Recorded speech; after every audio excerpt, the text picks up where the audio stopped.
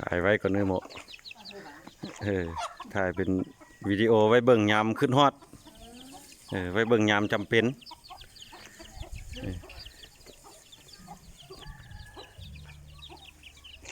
โยให้ได้สำนีงานให้ได้สำนียังมีเรื่องอยู่แล้วมันลากปืนมาใส่กันถ้วยแบบนี้นะ